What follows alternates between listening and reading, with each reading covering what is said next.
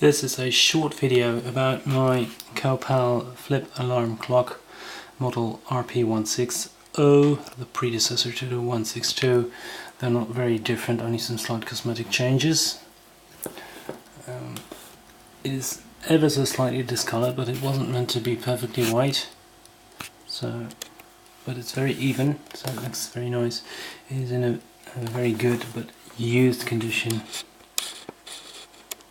as you would expect with a flip alarm clock.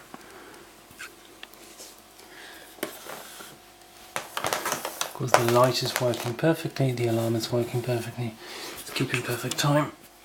Let's go around it. There you go.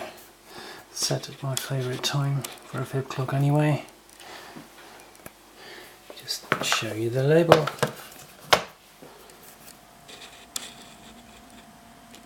There you go. And of course the plug, which is a regular EU plug.